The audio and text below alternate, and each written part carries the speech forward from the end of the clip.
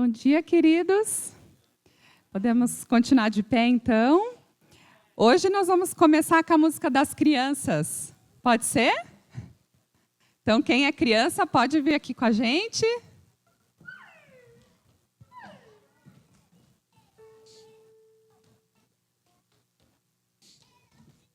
Vamos já se movimentar de manhã, né? Espantar o friozinho.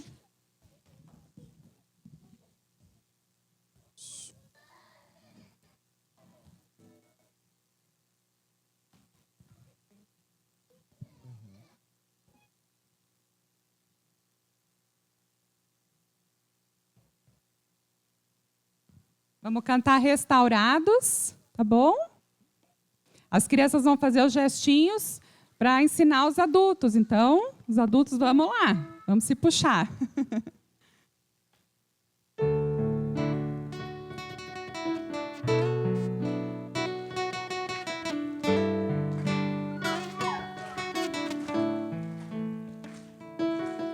Eu sou uma obra de arte planejado em cada detalhe.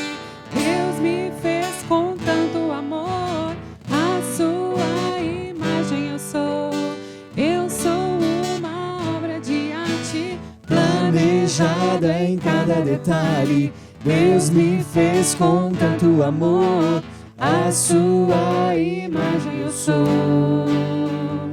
Mas você conhece a história e sabe que o mal quis destruir a beleza e a perfeição que Deus criou em mim. Restaurado no amor de Cristo, então, curado eu não quero mais estar, quebrado se por Ele eu posso ser, transformado, restaurado no amor de Cristo, então, curado eu não quero mais estar, quebrado se por Ele eu posso ser, transformado. Eu sou uma obra de arte planejada em cada detalhe. Deus me fez com tanto amor, a sua imagem eu sou. Mas você conhece a história e sabe que o mal não venceu. Fui manchado e quebrado, mas na cruz meu Jesus morreu.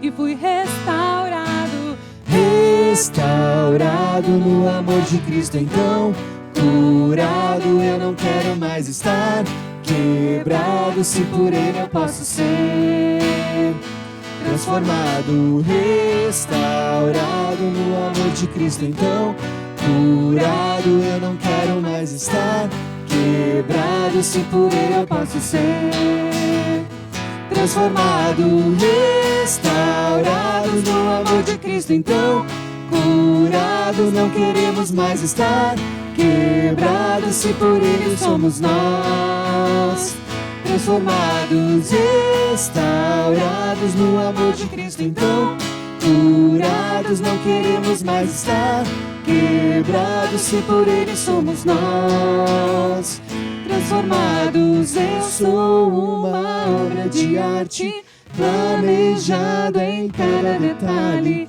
me refez com tanto amor, a sua imagem eu sou. Muito bem, obrigada, crianças.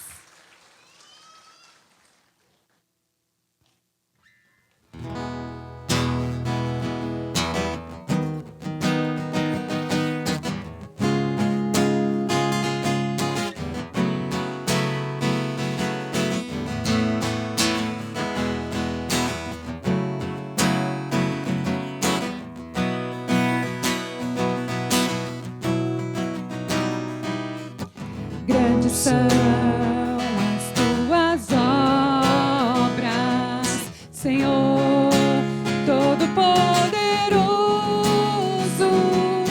Justos e verdadeiros são os teus caminhos. Mais uma vez. Grandes são as tuas obras, Senhor Todo-Poderoso. justos e verdadeiros são os teus caminhos. Ó Rei das nações, quem não temerá, quem não glorificará teu nome? Ó Rei das nações, quem não te louvará, pois só teu nome é santo. Todas as nações virão e adorarão diante de ti, pois os teus atos de justiça se fizeram manifestos. Ó Rei das nações, quem não temerá, quem não glorificará teu nome? Ó Rei das nações, quem não te louvará, pois só teu nome é santo. Ó Rei das nações, quem não temerá, quem não glorificará teu nome? Ó Rei das nações, quem não te louvará, pois só teu nome é santo. Pois só teu nome é santo. Pois só teu nome é santo.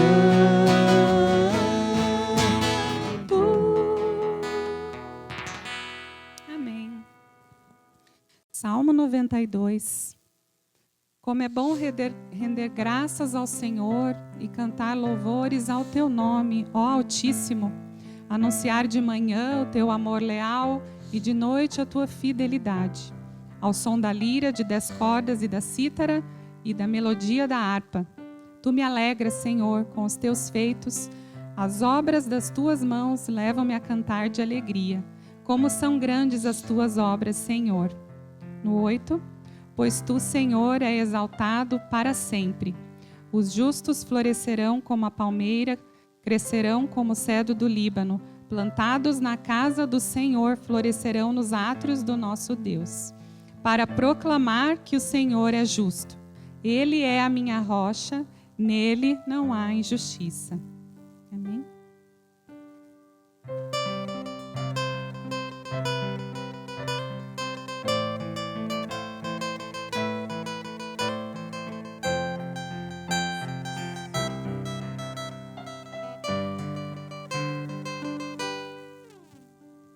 Salvo em Cristo, graça encontrei, totalmente novo me entreguei. Não há nada em mim, só em ti.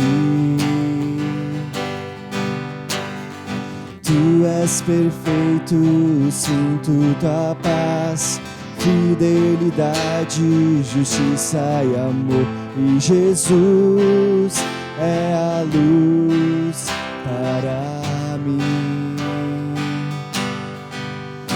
Os meus olhos ponho em ti, meu Criador e Deus, e maravilhado estou com tua glória. Vou viver para adorar a Jesus, Rei da glória.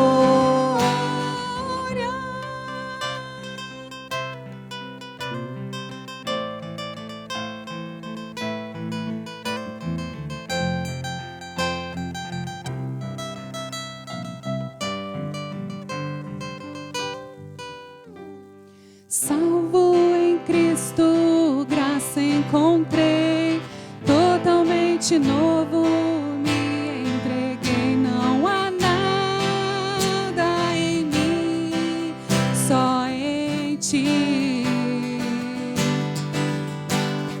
Tu és perfeito, sinto tua paz, fidelidade fidelidade, justiça e amor. E Jesus é a luz para mim. Os meus olhos ponho em ti, meu Criador e Deus, e Maravilhado estou com tua glória. Vou viver para adorar a Jesus, Rei da glória. E os anjos cantam, vem, clamam santo, esperando te voltar, cantarei aleluia,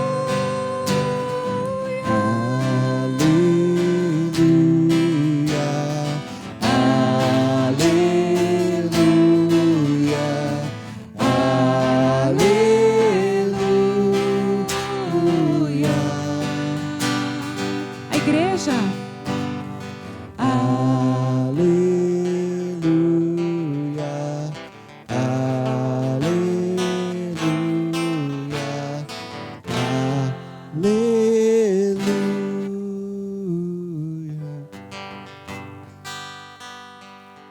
Os meus olhos ponho em ti.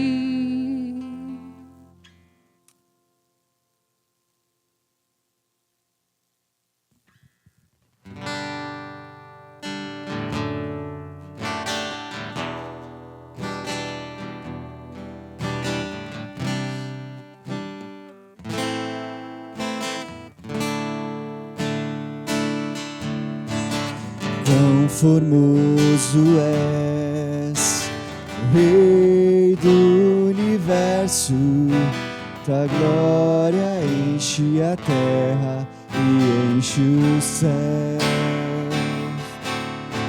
Tua glória enche a terra, tua glória enche os céus, tua glória enche a minha vida, Senhor. Quão formoso és, Rei do universo, tua glória enche a terra e enche os céus. Tua glória enche a terra, tua glória enche os céus, tua glória enche a minha vida, Senhor. Maravilhoso é estar em tua presença, aleluia. Maravilhoso é poder te adorar. Maravilhoso é tocar em tuas vestes. Maravilhoso é te contemplar, Senhor.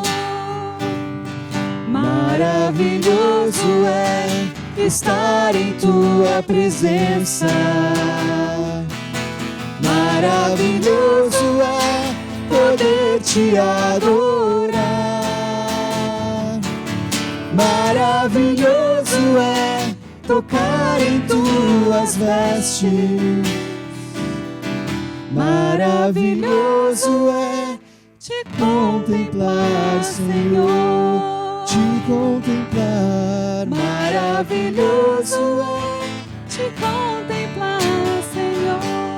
te contemplar. Maravilhoso é Te contemplar, Senhor. Vamos orar? Querido Deus, te adoramos nessa manhã, te engrandecemos. Pai, que o nosso louvor seja agradável a Ti. Queremos render graças ao Senhor, nosso Deus, que nos salvou, Deus, que nos resgatou. O Senhor tem restaurado as nossas vidas e nós te louvamos por isso, Pai. Obrigada, obrigada, Senhor. Queremos entregar Deus, o momento da palavra, mais uma vez nas tuas mãos. Consagramos a ti esse tempo, Senhor, pedindo, Pai, que a tua palavra seja pregada em nossos corações, ó Deus. Peço pelo tempo das crianças e que elas também, Deus, possam estar entendendo com as suas mentes, ó Deus, aquilo que o Senhor tem ensinado a elas, Pai, através dos profs, e que elas possam receber, Deus, em seus corações, Pai, a tua palavra. Te louvamos e te engrandecemos, Pai, em nome de Jesus. Amém. Amém. Podem se sentar. Bom dia. Bom dia. Tudo bem?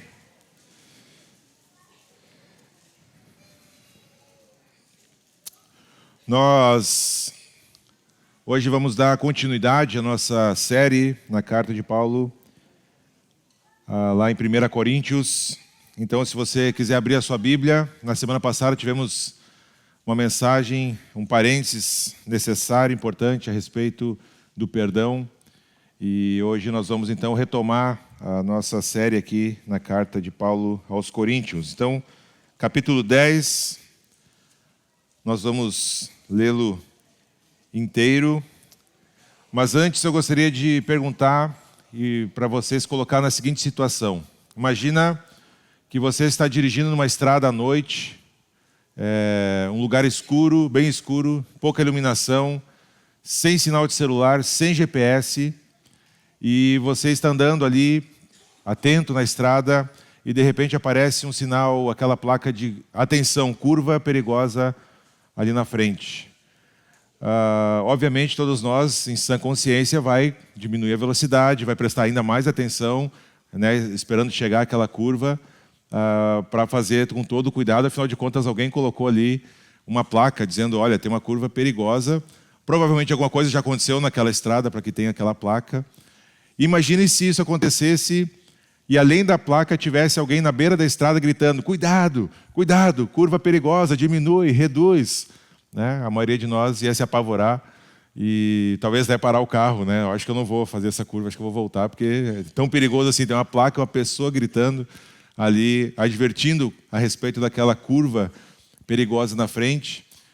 E por que eu estou falando a respeito disso? Porque o capítulo 10 de 1 Coríntios é exatamente isso que Paulo está fazendo. Paulo vai nos fazer olhar para o passado, para a história de Israel, e nos trazer uma série de advertências a respeito das curvas perigosas que nós podemos nos meter durante a nossa caminhada. Então Paulo vai estabelecer várias placas, né, de alerta, de cuidado. Curva perigosa, não vai por aqui que é perigoso, não vai por lá que pode acontecer alguma coisa bem ruim. Então, diante desse cenário de advertência, vamos ler o capítulo 10 de 1 Coríntios até o versículo 1 do capítulo 11. Então, por favor, acompanhe comigo a leitura. E se você vai ler no celular, como sempre, eu gosto de lembrar, coloca aí no modo avião, para que não haja nenhuma interrupção durante a mensagem. Então diz assim a palavra de Deus, 1 Coríntios 10, todo o capítulo, até o 1 do 11. Porque não quero, irmãos, que vocês ignorem o fato de que todos os nossos antepassados estiveram sob a nuvem e todos passaram pelo mar. Em Moisés, todos eles foram batizados na nuvem e no mar. Todos comeram do mesmo alimento espiritual e beberam da mesma bebida espiritual, pois bebiam da rocha espiritual que os acompanhava, e esta rocha era Cristo. Contudo, Deus não se agradou da maioria deles, por isso seus corpos ficaram espalhados no deserto. Essas coisas aconteceram como exemplos para nós, para que não cobicemos coisas más como eles fizeram. Não sejam idólatras como alguns deles foram, conforme está escrito, o povo se assentou para comer e beber, e levantou-se para se entregar à farra. Não pratiquemos imoralidade como alguns deles fizeram, e num só dia morreram 23.000. Não devemos pôr o Senhor à prova, como alguns deles fizeram, e foram mortos por serpentes. E não se queixem, como alguns deles se queixaram, e foram mortos pelo anjo destruidor. Essas coisas aconteceram a eles como exemplo, e foram escritas como advertências para nós, sobre quem tem chegado o fim dos tempos. Assim, aquele que julga estar firme, cuide-se para que não caia. Não sobreveio a vocês tentação que não fosse comum aos homens. E Deus é fiel. Ele não permitirá que vocês sejam tentados além do que podem suportar. Mas quando forem tentados, Ele mesmo lhes providenciará um escape para que possam suportar. Por isso, meus amados irmãos, fujam da idolatria. Estou falando a pessoas sensatas. Julguem vocês mesmos o que estou dizendo.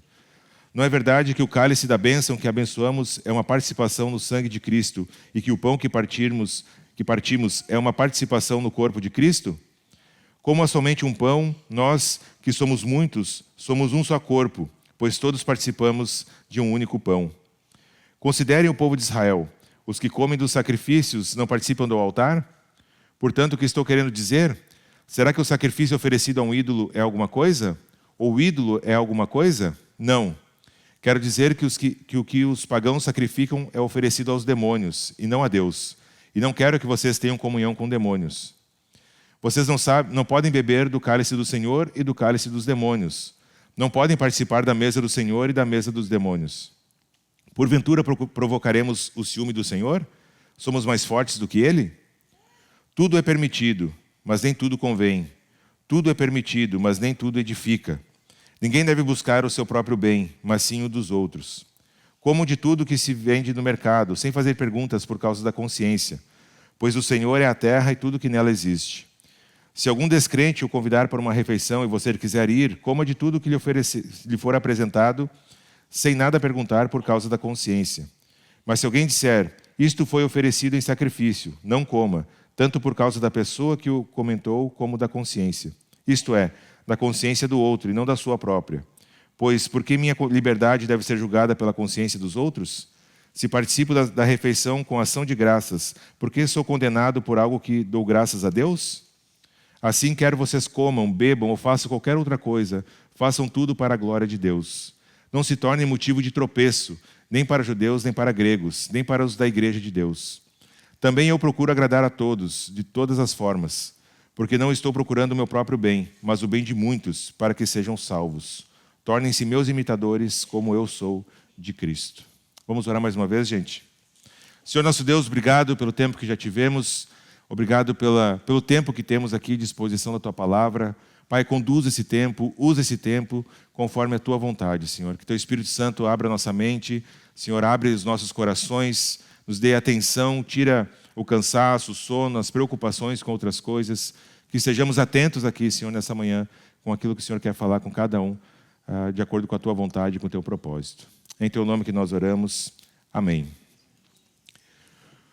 Muito bem, eu sei que são diversas coisas que nós temos nesse texto, muitas abordagens do que Paulo está falando aqui. Parece não fazer muito sentido se nós lermos esse texto, esse capítulo, isoladamente. Bom para nós que estamos fazendo uma série, é que nós entendemos já que Paulo está tratando a respeito dessa questão da idolatria, desde o capítulo 8, no 9 e no 10. Então, no capítulo 8, Paulo aborda essa questão a respeito da idolatria. Lembram que o Olavo falou a respeito disso, sobre a comida sacrificada aos ídolos, sobre comprar a carne no mercado que tinha sido sacrificada aos ídolos, que a sabedoria ou conhecimento sem amor, ele não tem valor.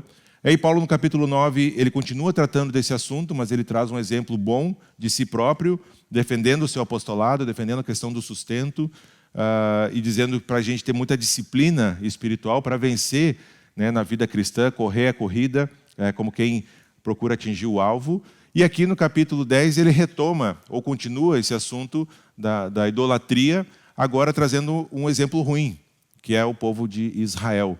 E é então por isso que ele começa a abordar tudo isso, inclusive já tocando no assunto da comida, que ele vai tratar no capítulo 11, que vai também lidar com a questão da ceia.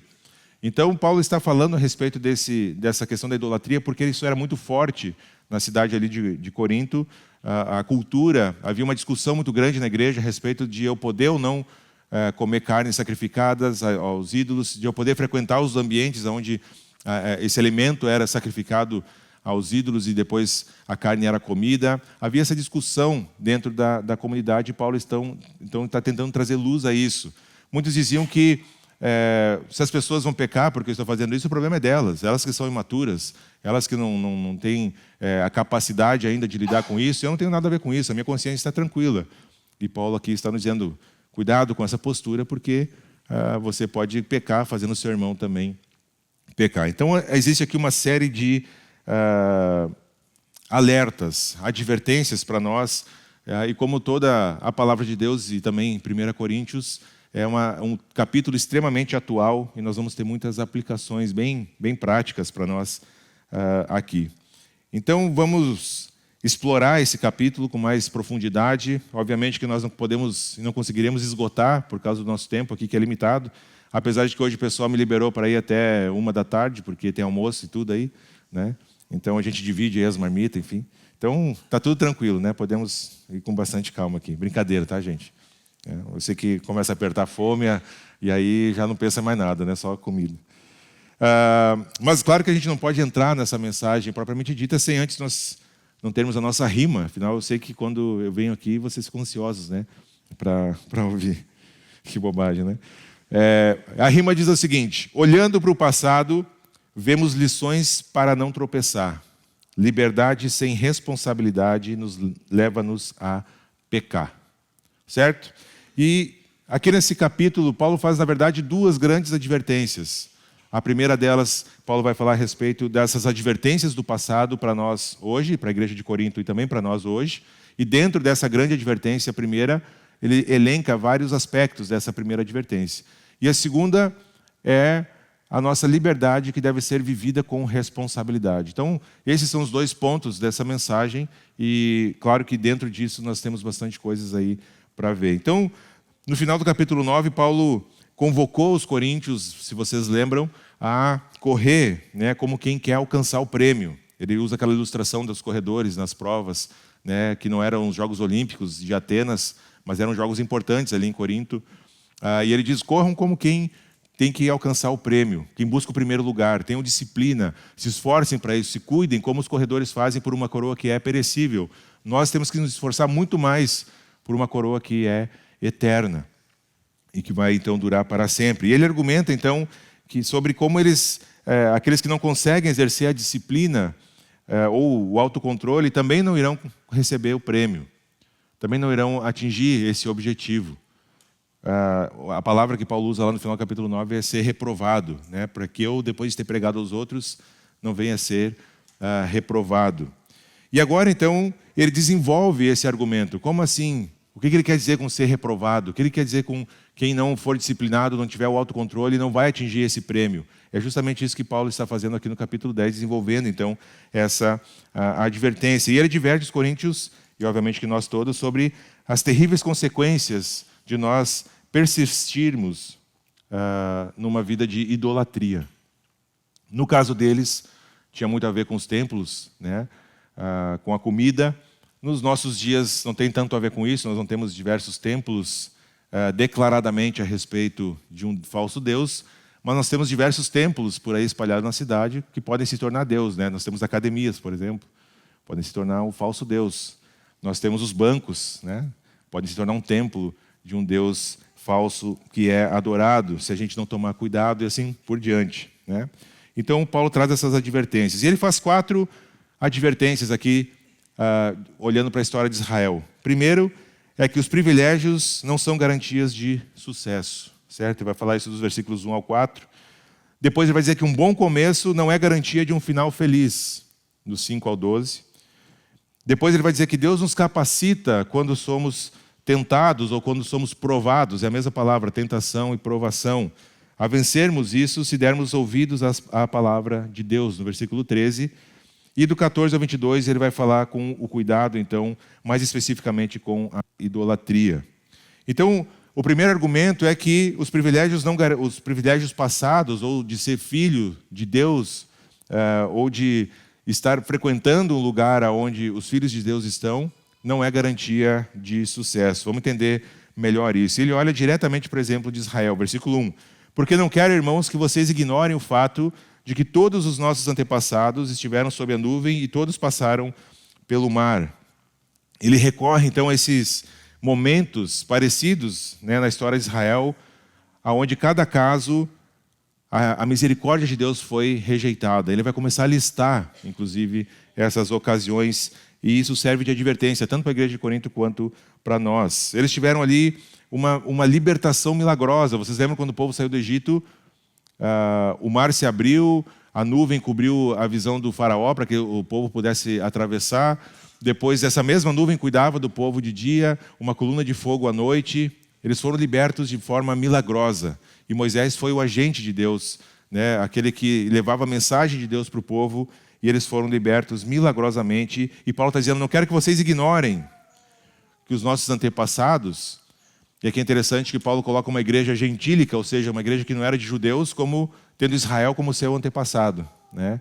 A gente é enxertado na história, né, de Israel, agora também a nossa história. E aí então, não quero que vocês ignorem isso. Eles passaram pelo mar, foram cuidados e protegidos pela nuvem. E essa nuvem então representa essa presença de Deus. E a passagem no Mar Vermelho foi esse ato sobrenatural de salvação. E Paulo continua, em Moisés todos eles foram batizados na nuvem e no mar. Paulo evoca a imagem do batismo no Novo Testamento para dizer que aquele povo que passou, eles foram batizados na nuvem e no mar. Né? A gente precisa também entender um pouquinho melhor. E essa ideia de batismo aqui simbolizava essa identificação do povo com Moisés, como líder escolhido por Deus, um tipo de Jesus. Nós tivemos no Antigo Testamento várias pessoas com quem Deus fez uma aliança. E eram uma tipificação de Jesus. E Moisés é um desses homens. Então, eles se identificavam como aquele sendo o homem escolhido por Deus para ser usado como agente, né? E foram batizados em Moisés, ou seja, estavam identificados com Moisés como seus líderes. Assim como nós, no Novo Testamento, somos batizados em quem? Em Jesus Cristo. Em nome do Pai, do Filho e do Espírito Santo. Nós somos batizados, mostrando assim a nossa identificação na morte e na ressurreição de Jesus. Então Paulo está se valendo dessa imagem de eles terem passado pela água, batizados pela água e pela nuvem. Então, Paulo ainda vai continuar no versículos 3 e 4. Todos eles comeram do mesmo alimento espiritual, beberam da mesma bebida espiritual, pois bebiam da rocha espiritual que os acompanhava, e essa rocha era Cristo. Paulo usa aquela imagem e todas aquelas histórias de provisão de Deus no Antigo Testamento, o maná caiu do céu, a água da rocha que saiu quando estavam com sede, dizendo que isso tudo era provisão divina, eram espirituais. Não eram só sobrenaturais, mas eram espirituais porque era o próprio Cristo que estava com eles. Da mesma forma como nós temos no Novo Testamento, o Senhor Jesus cuidando de cada um de nós, providenciando aquilo que precisamos, nos dando pão, nos dando água, não só fisicamente, mas espiritualmente. Jesus é o pão da vida. Ele é a água que mata a sede. Quem beber dessa água nunca mais vai ter sede. E é isso que Paulo está então fazendo o paralelo aqui, mostrando para o povo como desde o Antigo Testamento o próprio Senhor Jesus já estava com eles lá. Mas aí, apesar de todos esses privilégios, terem sido libertos espiritualmente, ter a provisão de Deus de várias formas, e nós quando lemos o Antigo Testamento vemos Deus providenciando milagrosamente muitas coisas para o povo de Israel. Versículo 5 diz o quê? Contudo, Deus não se agradou da maioria deles, por isso seus corpos ficaram espalhados no deserto. Começou muito bem o povo de Israel, foi liberto. Logo que eles saem do deserto, nós temos a canção da libertação, uma canção linda que eles fazem para Deus. Mas com o passar do tempo, o que começa a acontecer? O povo começa a pecar contra Deus. E Paulo vai listar isso. De fato, os únicos que chegaram a Canaã foram Josué e Calebe. Vocês lembram? Nem Moisés entrou na terra prometida. Foi só Josué e Calebe, de daquele povo que foi liberto do deserto. Aquela geração, somente Josué e Calebe. Por isso que Paulo está dizendo, seus corpos ficaram espalhados no deserto, porque Deus não se agradou deles. E nós temos diversas lições aqui para nós hoje. Nós temos hoje também privilégios espirituais em nossos dias. Nós temos o batismo, nós temos a ceia do Senhor, nós temos a participação aqui na celebração, nós temos o discipulado, nós temos o grupo célula. Isso tudo são privilégios que nós podemos participar espiritualmente porque somos filhos de Deus. Fomos trazidos da morte para a vida. Mas nenhuma dessas coisas são garantias de que no final das nossas vidas estaremos ainda com Cristo. O povo do deserto começou muito bem. E os seus corpos ficaram espalhados no deserto. Muitos e muitos cristãos hoje caem em armadilha de confiar nos rituais. Achar que vir na celebração é vida com Deus. Achar que participar do grupo célula é vida com Deus. Achar que fazer isso uma vez por semana, isso é vida cristã. Isso não é vida cristã, gente. Faz parte, mas não é a vida cristã. Vida cristã é muito mais do que isso. Andar com Jesus é um ato cotidiano, diário, contínuo, individual. O próprio Senhor Jesus vai dizer que nós devemos nos fechar no nosso quarto, fechar a porta e orar em secreto. Vida pessoal, individual com Ele. A vida de igreja faz parte também, obviamente. Nós precisamos da igreja, não existe cristão sem igreja. Mas isso não é só uma parte. É só uma parte. O batismo não salva ninguém. Ser batizado, se não foi o que aconteceu no seu coração, você vai só se molhar. É só isso. Porque o batismo é um símbolo daquilo que aconteceu no meu coração, uma ressurreição. Eu fui trazido da morte para a vida. Eu estava morto em minhas transgressões e agora fui trazido para a vida, pela ação do Espírito Santo. Fui convencido dos meus pecados, me arrependi e agora tenho uma nova vida com Cristo. Nascer de novo é o que Jesus vai falar para Nicodemos. E quem nasce tem uma vida, desenvolve. Começa carregado no colo, começa a engatinhar, começa a caminhar e depois se torna adulto. O batismo em si não salva ninguém. É um privilégio espiritual, mas não salva ninguém. E quantas pessoas nós vemos que ao se batizar, simplesmente acha que se formou na faculdade e vai para casa. Nunca mais aparece. Isso não salva ninguém. Participar da ceia do Senhor é um privilégio para nós. E nós vamos estudar, vai ser muito interessante, porque domingo que vem nós temos ceia, e vai ser justamente no capítulo 11 de 1 Coríntios, onde Paulo vai ensinar a respeito da ceia. Então nós vamos poder estudar com mais profundidade a respeito da ceia. Mas a ceia em si, se eu não entender o que está acontecendo, é comer pão e tomar suco. Nós temos que ter cuidado com os rituais nas nossas vidas. Então participar dos cultos, ter uma Bíblia em casa aberta, não tem nenhum significado. Não vai substituir um coração humilde, quebrantado e submisso ao Deus da palavra. Então não confie nas suas credenciais espirituais, frequência na igreja, alguma função que você tenha, algum ministério que você exerça. Não confie nisso. Pergunte-se continuamente, a minha vida reflete obediência a Deus? É isso que vai fazer diferença. Isso que vai fazer diferença. Sem a graça de Deus, nós também podemos cair, assim como Israel. E é isso que Paulo vai chegar neste ponto. Use esses privilégios que Deus te deu, acesso à palavra, a comunhão, que muitos irmãos não têm em outros países, mas que nós temos aqui pela graça dele, para crescer em santidade. E não para se acomodar. Não para ficar confortável. Inativo. Paulo vai continuar, e aí ele vai argumentar, então, nos versículos 5 ao 12, que um bom começo também não assegura um final feliz. Vamos entender um pouquinho melhor isso. Ele começa, então, dizendo o porquê que Deus não se agradou. No versículo 5, ele diz que os corpos dos israelitas ficaram no deserto. E agora ele começa a dizer o porquê. Essas coisas aconteceram como exemplos para nós. Para quê? E aí ele começa, então, a falar a respeito dos pecados, para que não cobicemos, não sejamos aqueles que cobiçam coisas más como eles fizeram. Eles desejavam voltar para o Egito. Várias vezes o povo de Israel dizia: Deus, se tu nos tirou para a gente ficar caminhando aqui nesse calor, é melhor no Egito, lá tinha comida, lá tinha não sei o quê. E começavam a cobiçar as coisas lá do Egito, queriam voltar para a velha vida. Quem de nós não passou essa tentação também? É muito difícil essa caminhada com Jesus. Tem muita coisa melhor aí, aparentemente, nesse mundo. Volta e meia a gente também quer voltar para o Egito. Se nós não vigiarmos nosso próprio coração, volta e meia a gente quer voltar para o Egito também. Não cobiçar coisas más. Hoje nós cobiçamos os status, os prazeres diversos, os bens materiais. E a gente começa a ignorar tudo aquilo que Deus nos deu, exatamente como o povo no deserto fazia.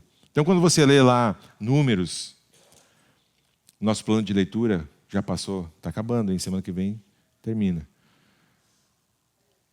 Quando você ir lá e começa a julgar o povo, né? Mas olha esse povo aqui, pelo amor de Deus. Caía pão do céu, nascia lá, o povo recolhia, podia comer aquilo lá, reclamava, Deus deu codorna, reclamava, saiu água da rocha, eles estão reclamando ainda.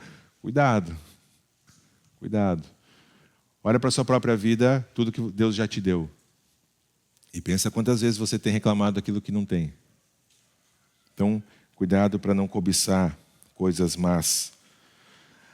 Paulo segue, a idolatria, não sejam idólatras como alguns deles foram.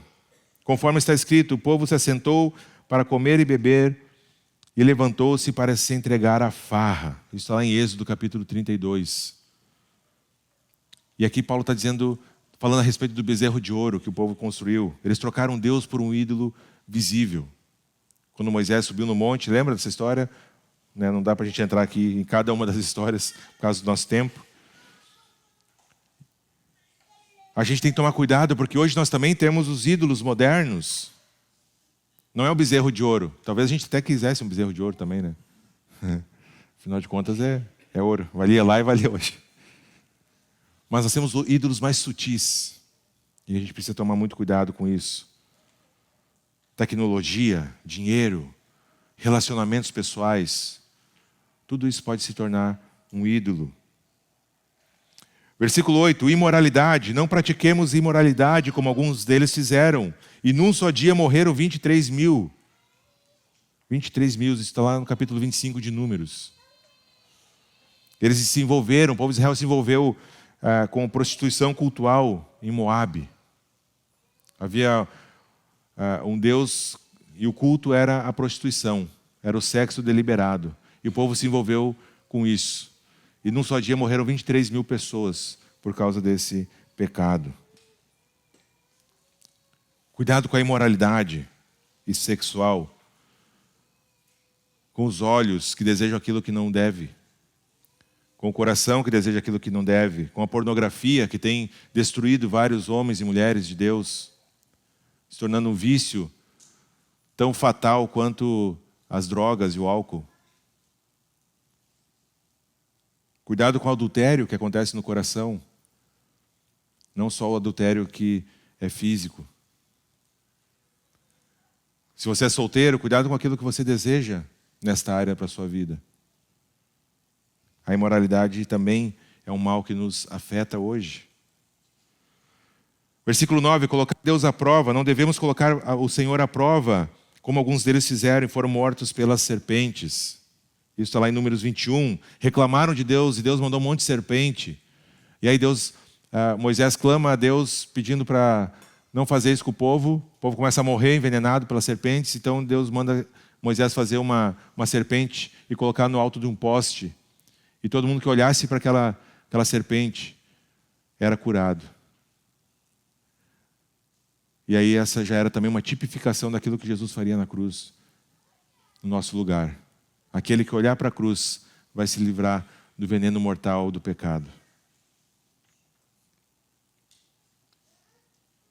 Cuidado quando você coloca Deus à prova. Isso continua pecado hoje em dia. Quando a gente exige bênção, quando eu declaro que Deus precisa me dar isso ou aquilo, quando eu peço para Deus restituir aquilo que é meu por direito. Cuidado, numa dessa ele te ouve e você vai para o inferno. Porque o que a gente tem por direito é o inferno.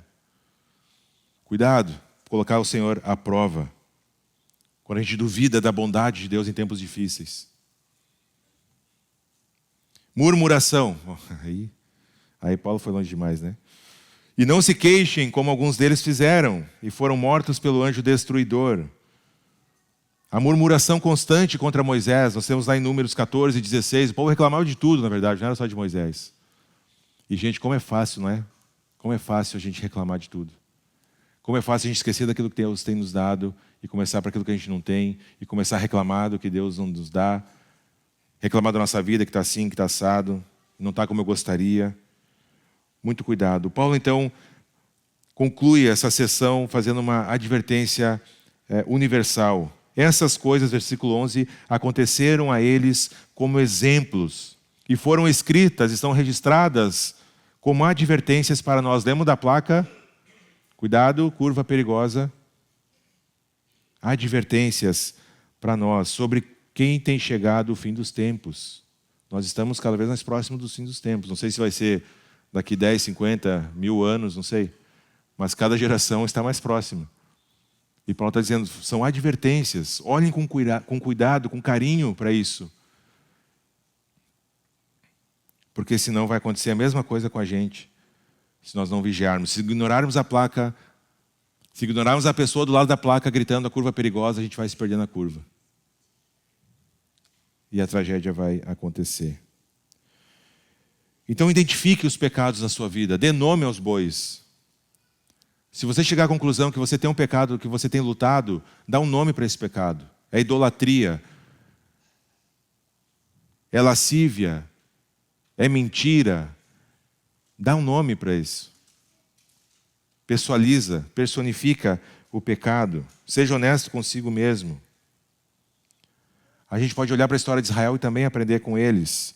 Alguém já disse que quem ignora a história está condenado a repeti-la. Está aqui escrito, para a gente não fazer a mesma coisa. Para a gente não se perder nessa curva também. E aí então ele continua e vai dizer que Deus nos capacita, versículo 13, a vencer as tentações. E aqui nós temos uma promessa divina para as nossas próprias vidas. Após listar todos os fracassos então de Israel, Paulo oferece uma palavra de esperança. Talvez a sensação que te deu é que, nossa, é muito difícil. E de fato é difícil. Humanamente falando é impossível. Mas aqui então Paulo traz uma palavra de esperança. E ele diz, versículo 13, não sobreveia a vocês tentação que não fosse comum aos homens. Ou seja, a tentação que você vai passar, a provação que você vai passar, o que está passando, as outras pessoas também já passaram, ou vão passar. É comum aos homens, certo? Não é uma tentação única para você. Não é só você que está lutando com isso. E Deus é fiel. Ele não permitirá que vocês sejam tentados além do que podem suportar.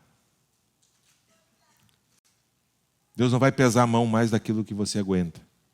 Deus não vai permitir que aconteça alguma coisa na sua vida mais do que você aguenta. E Ele vai permitir. A gente pode olhar para a história de Jó, e Jó aguentava, né? Porque tudo que ele passou... A ação de Satanás, a ação da tentação, todas elas são limitadas por Deus.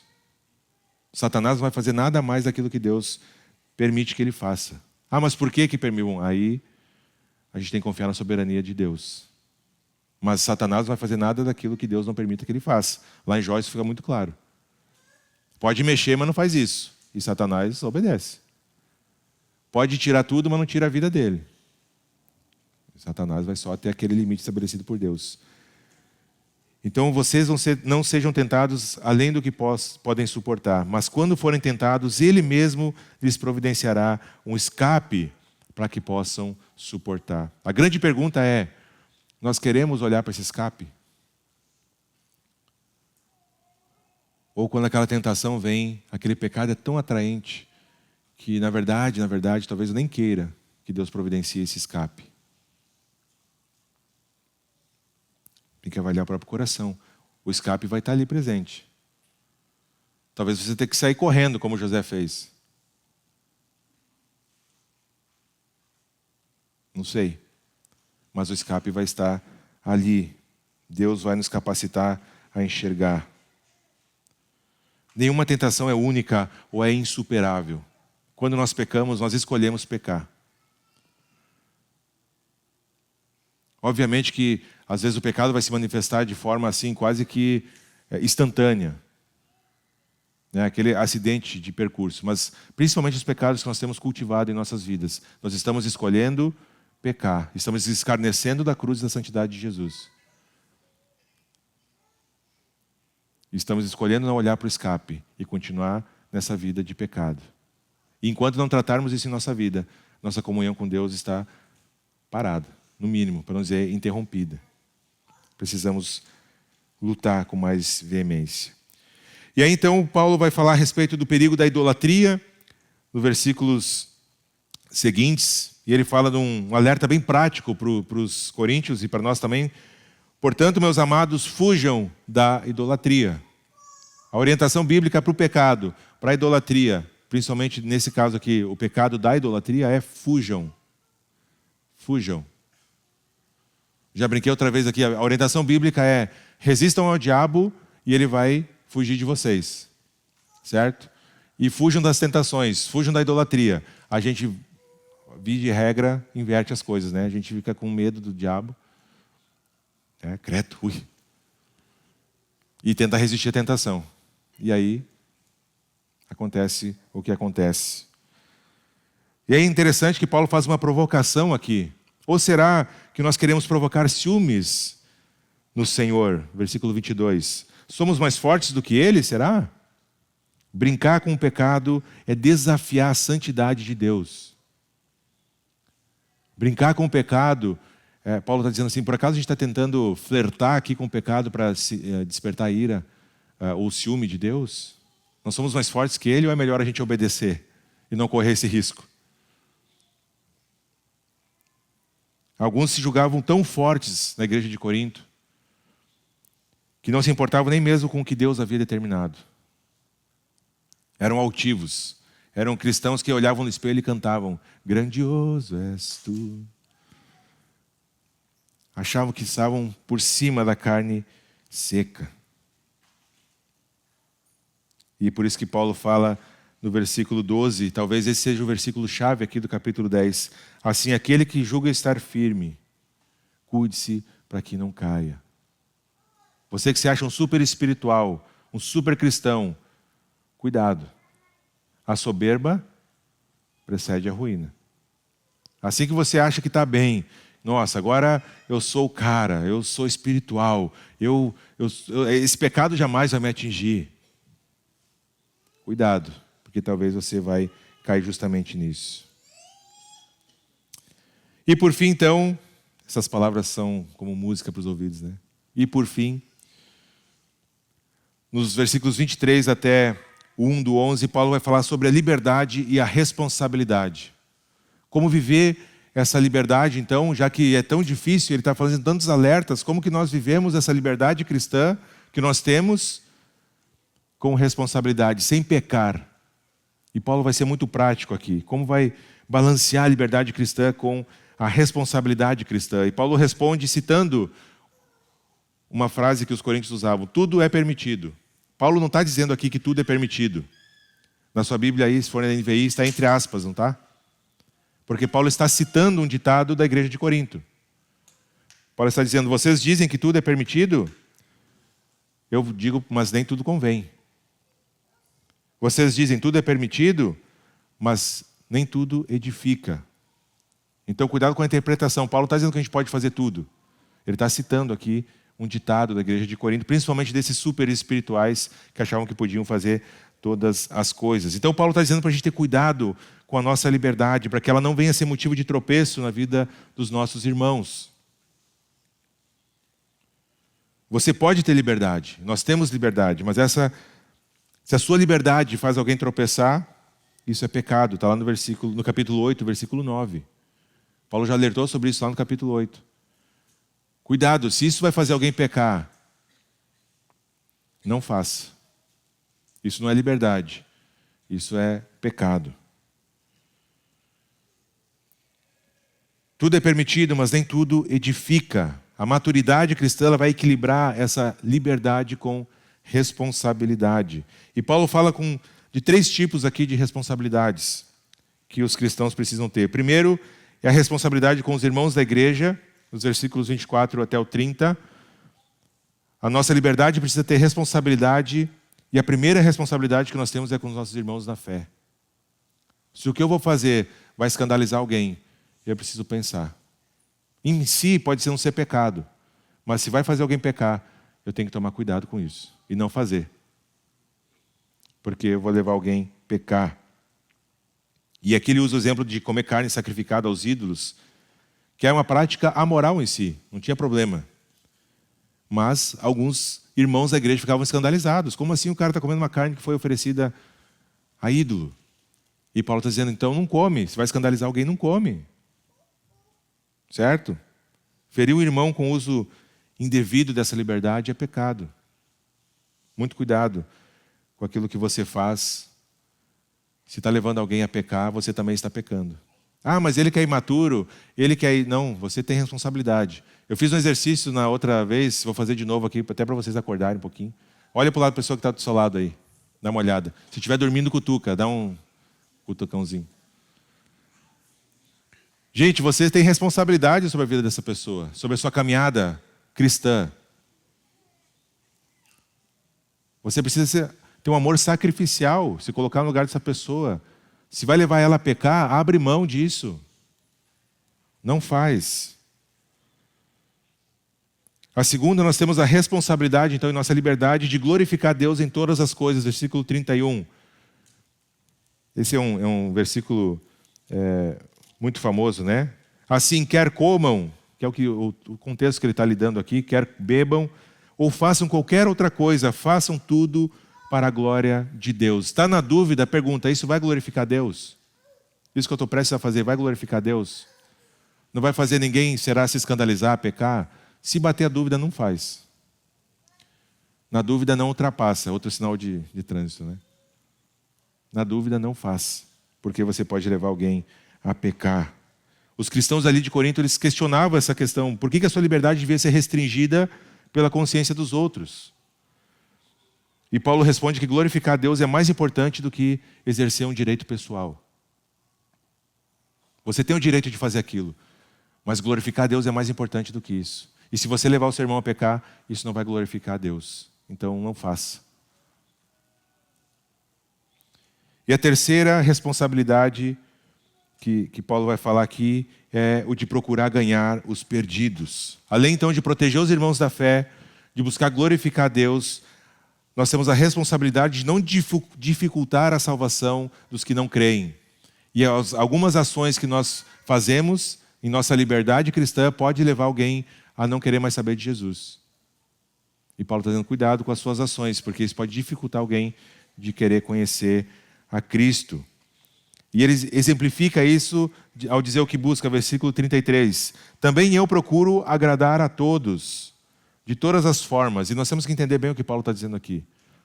Não é que Paulo não falava a verdade, não é que Paulo não exortava, como a gente vê, ele faz bastante isso. Agradar a todos aqui é ter esse cuidado. Amor sacrificial. Cuidar para não levar ninguém a pecar. Abrir mão do seu direito, mesmo que seja um direito, para glorificar a Deus.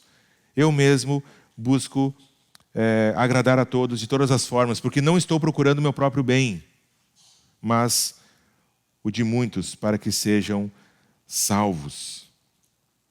Isso significa abrir mão dos nossos interesses pessoais em prol de um bem maior. Nesse caso, a salvação dos perdidos. E Paulo encerra, então, dizendo, tornem-se meus imitadores, como eu sou de Cristo. Paulo diz, sabe aquele ditado? Não faça o que eu digo, mas faça o que eu falo. Paulo muda esse ditado, ele diz, faça o que eu digo e faça como eu faço. Sejam meus imitadores como eu sou de Cristo. Não era perfeito, mas mesmo nas suas lutas, Paulo era um exemplo a ser seguido de arrependimento. Então, como nós temos usado a nossa liberdade cristã? O teólogo um pastor, na verdade, chamado David Prior, ele diz que nós encontramos a liberdade cristã em sua verdadeira criatividade. E com isso eu quero encerrar, quando nós seguimos essas 5 regras fundamentais de Paulo para a convivência dos cristãos. A primeira regra é, façam tudo para a glória de Deus, em vez de você determinar a sua liberdade. Determina isso se vai glorificar a Deus ou não. Segundo, procurem tudo ser agradável a todos, sem reclamar os seus direitos. Às vezes você vai ter que abrir mão de um direito legítimo seu, para que a outra pessoa não peque, ou talvez para ganhar alguém para Jesus. Busque o interesse de muitos, não o seu bem-estar ou a sua satisfação pessoal. Busquem a salvação de muitos, sem ficar preocupado apenas com a sua salvação pessoal. E por fim, sejam imitadores de Cristo, sem promover a sua reputação. Fácil, né? Isso é barbado. Isso é liberdade cristã. É a gente se livrar de nós mesmos para glorificar a Deus, tornando-nos semelhantes a Cristo. Amém? Amém? Vamos orar, gente? Senhor nosso Deus, muito obrigado. Obrigado porque a Tua palavra é viva, ela é eficaz. Obrigado, Senhor, por tantos alertas, não só aqui em 1 Coríntios, mas em toda a Tua palavra, Senhor, que nos ajudam, nos exortam a não pecar contra o Senhor. E nos perdoa, Pai, porque mesmo assim nós escolhemos tantas e tantas vezes, Senhor, o caminho que te desagrada, um caminho de pecado. Senhor, nos fortalece na Tua palavra, Senhor. Não porque somos merecedores de alguma coisa, mas porque o Senhor é um Deus misericordioso. O Senhor é um Deus gracioso, é tardio em se irar. Nós somos gratos, Pai, pela Tua paciência conosco, pela Tua disciplina que nos traz de volta para o caminho, Senhor.